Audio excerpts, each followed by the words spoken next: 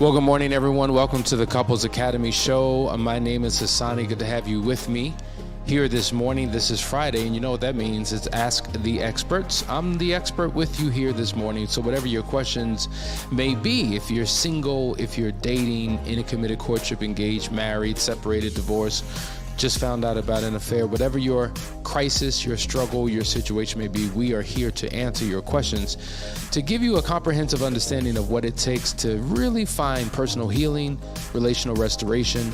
So wherever you're coming in from, let us know. Give us your city, state, country, so that we can honor and represent you here in the community. Listen, before we get started, we always ask that you like, share, and subscribe. Let the community know that we are live so that we can dive right in. Get your questions in, post them. Whether you're on Facebook, we welcome you. If you are on Instagram, we welcome you. If you are wherever you may be, YouTube, we also obviously welcome you and glad to see you here today. Listen, I always want to give accolades where they're due. We had another testimonial come in.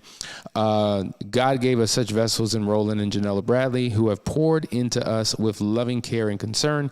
Karen and I are so appreciative of their guidance as we hit a challenging place in our relationship. We are thankful to God for their wisdom and insight in guiding and encouraging us through the difficult time.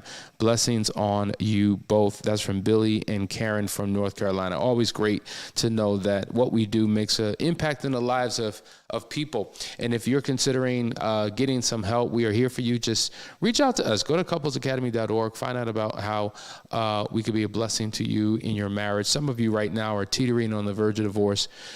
You've just filed papers and the ink is still wet.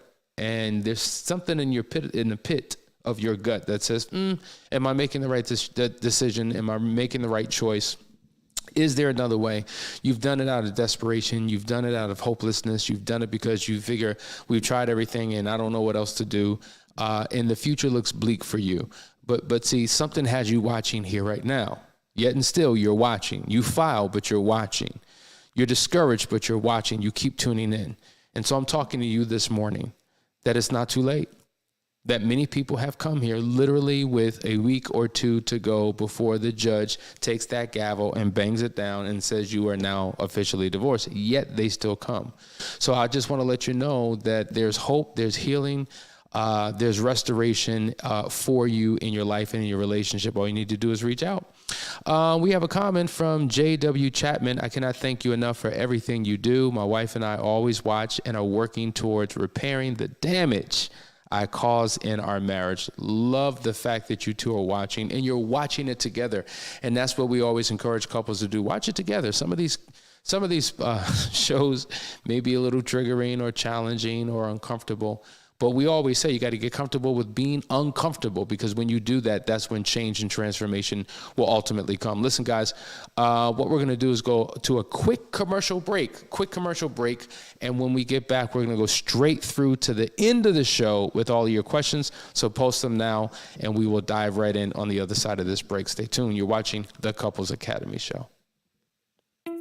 We're really excited about Foundation. It is a new group program where couples are gathering from all around the world twice a week, couples who just want to have a thriving, successful, amazing marriage. No really well-built house is built without a foundation. As a matter of fact, without a foundation, it can't stand. It would just crumble right into the ground. We are going to interview experts and other successful couples so that you can get a glimpse into the lives of other people who are doing what it is that you desire to do, who have and who are accomplishing what it is that you want to accomplish. And we also have over 500 videos available for you to watch of all of our teaching. Everything that we've ever done, every topic that we've ever covered will be accessible to you. So guys, if this sounds exciting to you and if this sounds like something you've been waiting for, go ahead and just give it a try. We're literally giving away a 15-day trial for $1. And then after that, it's simply $3 a day. And so is your marriage worth it? Is your future worth it? Join the community today. Just click that button and meet us on the other side.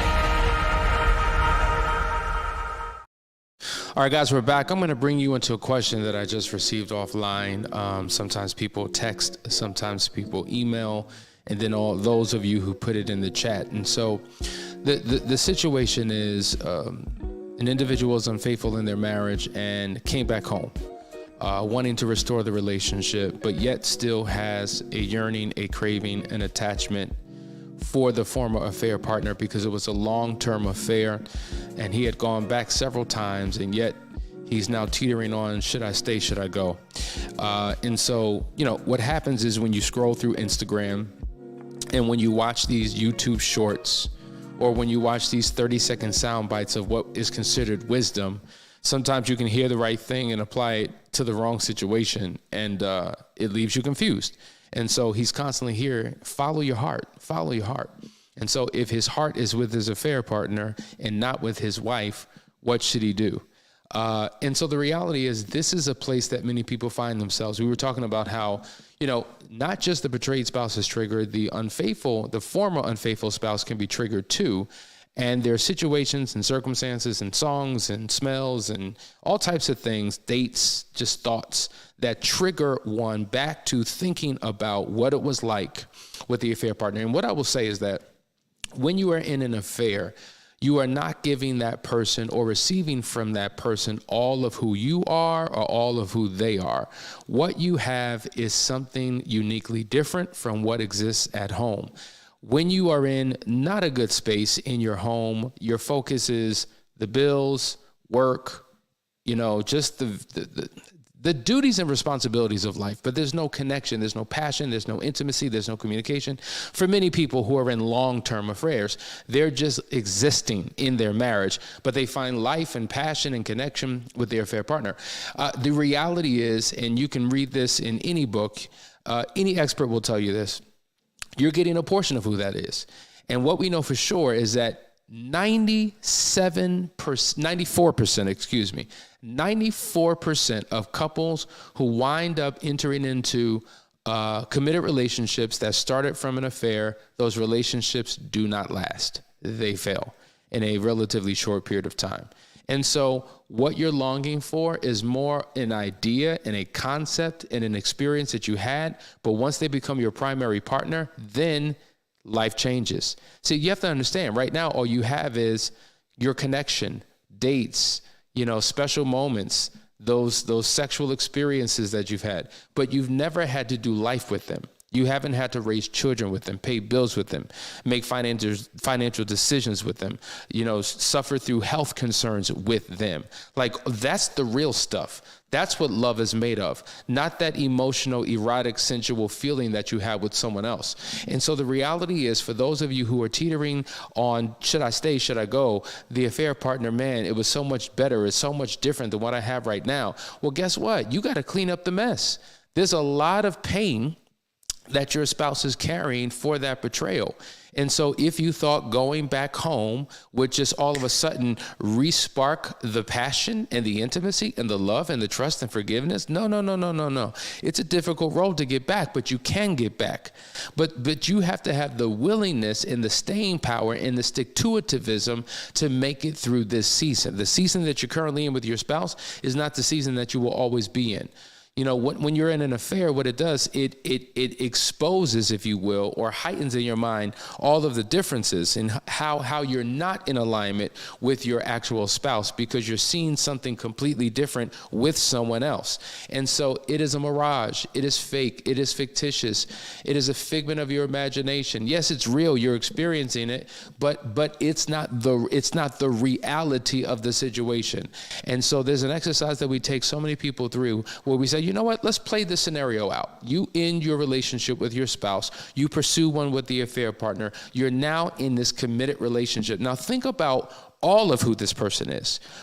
See, there's something called the dangerous partner profile. The dangerous partner profile represents an individual who you have a high attraction for, but would never make a good person to be in a long-term committed relationship with for many reasons. And we've talked about this before, but maybe we need to dive back in sessions in the future. The dangerous partner profile has all of the stuff that we're imagining, all of the stuff that we're dreaming of. But once we enter in and it's now a relationship between me and this person, it's not what I thought. And many of us give up the 80% for the perceived 20. And then once we get that 20, we're satisfied for a moment, but then life takes place, right?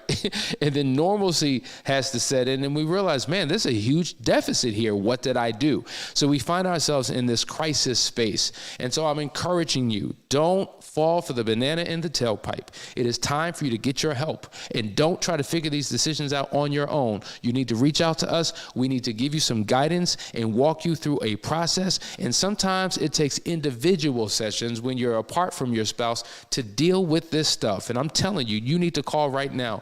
You need to reach out right now, because we're qualified to guide you through this, because this is not something that you should be struggling with. You don't want to feel as if you're trapped in a marriage, belonging for an affair partner, but you're trying to do the right thing, but the right thing isn't serving you, and you feel like you're losing out on life, and now you're not showing up as your best to your spouse because your heart is split, your mind is split, you're in two different directions, and now the affair partner is suffering because they don't have you, but you're still connecting with them. Your spouse is suffering because she doesn't have all of you. You're suffering because now you're confused and you're vacillating back and forth. This is not a good place that you want to be in. So stop playing games. Stop tiptoeing, tap dancing, and pussyfooting around this journey, and listen. You go to a pool, you stick your pinky finger in the water just to no, you got to dive in head first. You got to get soaked and saturated in this process so that you can become whole and complete within yourself, so that you can be the best for your wife and your family that they deserve. You entered into a threefold covenant with God, a covenant that can only be broken by death. Now, you can break the covenant. Oh, yes, you can. But that covenant can be restored. And so I'm here to tell you that it doesn't have to go down like this. And I'm not just talking to the person who sent me the question. I'm talking to all of you who are in that space, because you've made the decision to come back home, but yet there's still an attachment, right? There's still this entanglement. There's still this tie, and you have to go through a proper healing process to break the tie. See, it's not just the betrayed spouse who needs help, who needs to be healed, who needs to recover. So many people don't understand the journey that they have to go through if they were the one connected with someone in an outside relationship. They think just making the decision to say it's over is enough. It is not enough. That is the beginning of the process. There's so many things that you have to do above and beyond that to get to a place of wholeness and completion. So I'm not calling you out. I'm calling you up, and I'm calling up all of those that are going through this struggle. And I'm telling you to call us up at 678-200-8996, or go to the website and set up a discovery call. We are here to serve you. Let's go to the next question. What are some reasons a spouse would resist a structured, controlled separation? Well, number one, I don't know if they're aware of what it is. I don't know if they know all the details of what it is. They may have heard of it. They may have some, vague understanding of it. But so I would say, number one, they need to have a comprehensive understanding. Obviously, we have many teachings on that, so I would encourage you to share it with that person. The other reason may be, maybe they don't want to restore the relationship, because the purpose of a controlled separation is to bring you back together, is for you to find your personal healing, to work on certain things relationally, so now you can enter back into that household as one. So there may be some resistance there. When you've been separated and now you live in life your own way, under your own roof, you got your own plans, you got your own daily to-dos, you got your own process, your own system, your own way of doing things. Sometimes people don't want to interrupt that. So I've seen people who said, you know what, I'm not willing to move back in with you. We can date. We can even stay married. We could be in a relationship, but I'm going to live over here and you live over there. And that is not the way it works, because there's many challenges that come along with that. There should be a level of closeness. There should be a level of cooperation and doing life together. So I'm not sure how it's been presented, if it's been presented, but certainly there's a lot of information on it that's worthy to take a deeper dive into and to come to terms. Really at the end of the day, a controlled separation is for those who want something more. So the motive and the intent is different than if you're in a regular separation. So hopefully that answers that question, but follow up with more. Okay, here's another question. Good morning and have a great day. Thank you. What do you say about age differences in relationships? There's a lot I could say, but what is your question about that? I mean, I can go in so many different directions. I've seen it work. I've seen it be a challenge. There's many things that cause challenges in relationships, different faith traditions, different cultural backgrounds, different races of people, different ages. I mean, there's an incalculable number of things that present a challenge to relationships. It doesn't mean that those relationships can't work. They can. So the question would be, what is the age difference? Are we talking about a generational age difference? You know, that could be a problem. So I need to have more, but I've seen it work. I've seen older women with younger men. I've seen older men with younger women. That's probably more the societal norm when the man is older and has a younger woman. But there's a stigma attached to it if you're talking about, you know, maybe a couple who is 20 plus years apart in difference, you know, depending upon the age of that younger person. Like if they're like, they just became legal and they're like, you know, 20, 21, 22, 23, and you're like 50, 60, like it just, so I need to get more information about that. Culture plays a lot into that, where you are around the world in terms of how you view marriage and what the purpose for marriage is. So there's a lot there. I want to encourage you to give a little bit more detail to it so I can answer that. All right, here's another question, I believe. Is being silent while doing the work a good or bad thing? My husband seems to pay more attention to my pain when I am silent. I am not saying I don't want him on my journey, but I need me again. Do I need to read that question again? Is being silent while doing the work a good or bad thing? My husband seems to pay more attention to my pain when I'm silent. I'm not saying that I don't want him on my journey, but I need me again. Okay, I don't understand the last part of the question. Okay, you do need your name. So is it okay to be silent? Well, to give one the silent treatment, to not share and articulate what one is going through, particularly when one is being asked, to block out, to segment, to compartmentalize yourself from your spouse, to live in a silo while existing in a marriage, I would say that is problematic. There should be some space to share while there is a space to deal with yourself individually. Yes, I believe that there should be a sense of privacy while you're on your journey, but there should be a space where you invite your spouse into a conversation, invite your spouse into your journey. I say this all the time. There are many men who go through the Foundry experience and they're gaining aha moments and they're going through all this type of transformation and change. And so the spouse is like, what's going on? And they're not communicating. And I say, listen, invite your wife into your journey. Let them know what you're going through. Let them know what you're reading. Let them know what you're being challenged with. Let them know how you're changing so that they can begin to believe in the process. You know, if someone is completely ignorant of what it is that you're going through, it can create an insecurity. It can create doubt, fear, and anxiety. And so you could be helping to create issues and problems that don't need to exist. So it seems like maybe your posture is to be quiet and to not open up and to not share. We would never advise that. I mean, I think there should be a degree where you are engaging in a form of intimacy. And I'm not talking about sexual intimacy, but emotional, intellectual, spiritual intimacy where they know what it is that you're going through so that they either A, could be a part of the journey, B, give you your space and pray for you, C, not feel on pins and needles and struggling like, what's the status of our relationship because you've just gone silent. So I think that can create a problem, but you have to hear what I'm saying in context. Here's another question. What can I do to help my unfaithful spouse understand that transparency and accountability, social media, phone, GPS, etc., is absolutely necessary for me to remain in trying to restore our marriage? What can you do? Well, I'm assuming you've done all that you know how to do. So sometimes hearing the same message through a different voice does it. It's interesting, when we have last chance weekends, we have all these couples come, right? And so one spouse who's frustrated and tired and just like, all right, yeah, I heard you. But then when they hear the same messaging from another person, they're like, oh, they can hear it differently. They receive it differently. Then they begin to have empathy and compassion for their spouse. So maybe hearing the same message from another source could be the key. That could be watching us. That could be reading an article that supports what you're saying.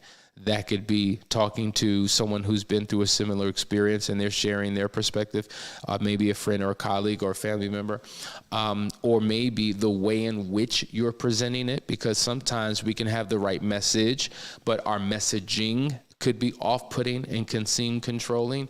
Who knows? I've said this before, find the source of your spouse's motivation, because when you figure out and determine what truly motivates your spouse, you can then tie this into his motivation to make him more willing to do what's necessary. But at the end of the day, when we're talking about betrayal and we're talking about restoring trust, there's a journey to get there. And so all the things that you just mentioned are all the necessary things that anyone should want to do. Because if there's a refusal to open up your life, to share your life with me, then what are you hiding? And as we say all the time, people who have nothing to hide nothing. So I hope that answers your question. Here's another question. My husband wants us to start over. I'm willing, but I need my pain validated, not swept under the rug. As Muslims, he wants me to give him his rights in he mine, then forget the past. Okay. Yeah. So I understand the heart of your question. Yeah, see, that's a problem.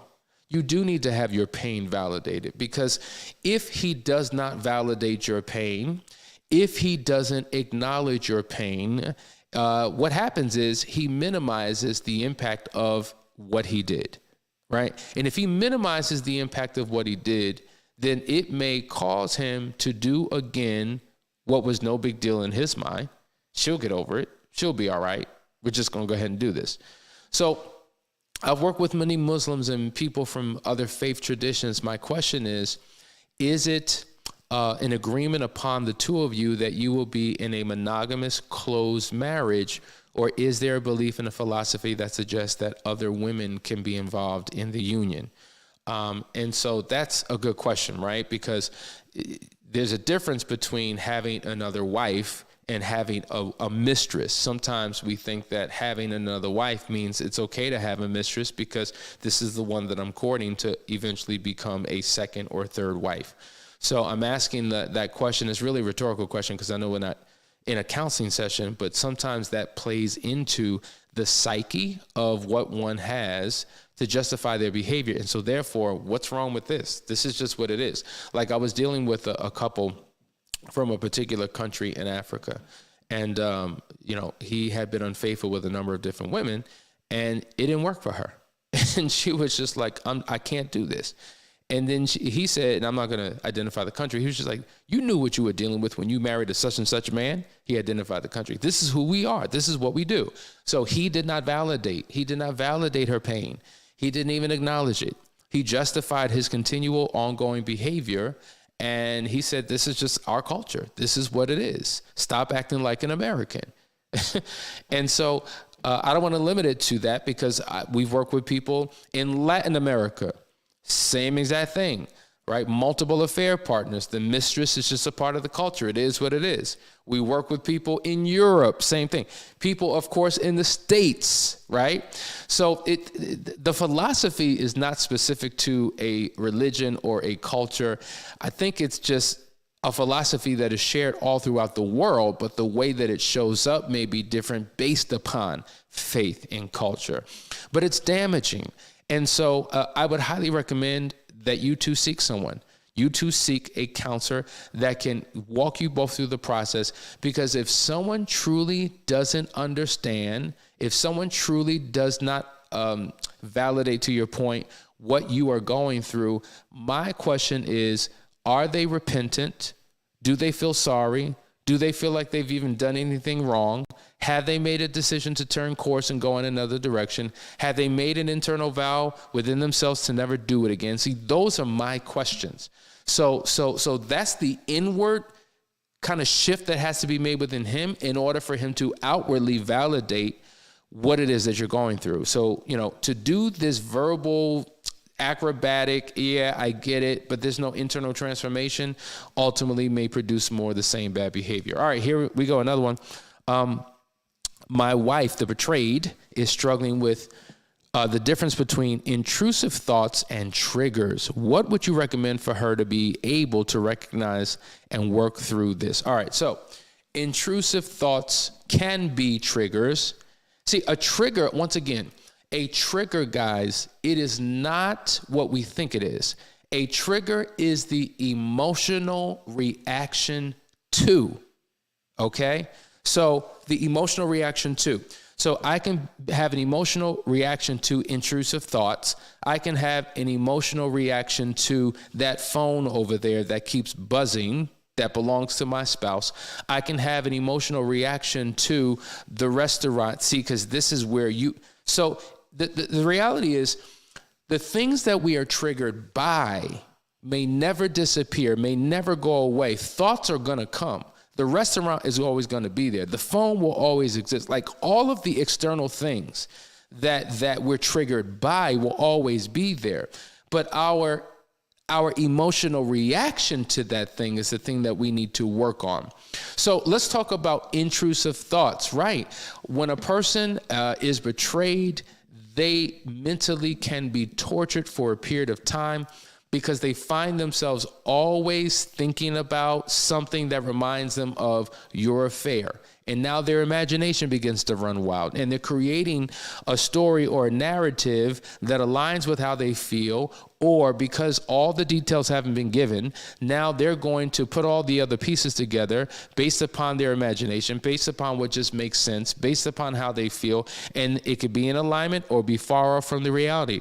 And so that's why there's work that both of you have to play in helping your spouse heal and deal with these particular triggers. Now, we did a 4-hour masterclass on overcoming emotional triggers. That's available on the website. Just go to couplesacademy.org and it can guide you through it. And so there are specific techniques that we walk you through.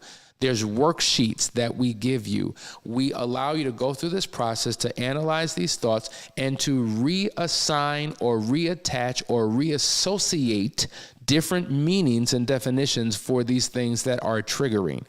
Okay, there is a daily journal. There's a daily ritual, in essence, that one would need to engage in, not in a proactive way, not just in reaction to the trigger, but proactively, what can we do to build up a defense, right, against these intrusive thoughts so that when they come, we know exactly what to do. So there's a deeper dive to this. And so I would encourage you to get that masterclass because it will really make a huge difference in her particular life. All right, here's another question. Let me scroll over here. Okay, mama, see. Okay, validation is the reason I decided to heal, no matter if I did it alone or with him. I talked until the wheels fell off about my feelings. I went silent because I went into work mode. Gotcha. Okay, well, you gave me the reason why you went silent. That's not a justification. I don't encourage people to go silent, but I hear what you're saying. The validation is critically important. When you are validated by your spouse, it lets you know that your spouse cares, that they're there for you, that they're willing to do whatever that it takes to help restore the relationship. And that oftentimes is exactly what we need. So I'm glad that you have found healing and you're in a better place. And you're right, talking till the wheels fall off, that's something that the betrayed spouse has to do. And that's what the unfaithful spouse, the former unfaithful spouse, needs to understand. Like, why are we still talking about this? This done happened like a year ago. We still talking about it? Well, yeah, because there's a lot in that needs to come out, and I need you to be here. Now, talking till the wheels falls off doesn't mean that I'm brain dumping. It doesn't mean that I'm venting. It doesn't mean that I'm making you catch it. It doesn't mean that I'm putting you through pain, but I need to talk it out so that I can get it out completely so that I can become healed and whole. And so that's why we say communication skills is the most important skill that needs to be established in the recovery process, because if the former unfaithful knows how to show up when these conversations are necessary, it will significantly help in the healing process. If they don't show up, they're just delaying and prolonging what they want to get out of. All right, so I hope that helps. Here's another one. 8 years ago, my husband came to me and advised his coworker and foreign husband. 8 years ago, my husband came to me and advised his coworker and foreign husband were asking him to be a sperm donor with pay. I told him no, as I can't have any more children. We have 30 now. My job of 13 years has closed, and he's been paying all the bills. A few months later, he came to me and told me that he did it because we needed the money. I told him for reasons I can't go into. I didn't want to know anything about it. Fast forward, the coworker's husband returned 2 years after the divorce. He now, and I don't even know. I mean, it just ended. So I don't know. So I need you to just ask the question. I'm not sure what the question is, but if you post the question here, I can speak to that. And I promised questions that we don't get answered here on the show. On this particular day, we will pick up and answer those questions as we move forward. Anyway, that's our time. I really want to hear the rest of that. You've been watching the Couples Academy show. Hopefully what you heard here today was helpful, and it helps to get you through the weekend. Hope that you have an amazing weekend. We'll see you on Monday as we begin a new series. And listen, if there are any topics or areas of interest that you would like us to speak about, simply reach out to us. Just email us at hassani@couplesacademy.org. We would love to hear from you so that we can serve you with the spirit of excellence. But until then, have a great weekend. See you on Monday. Take care.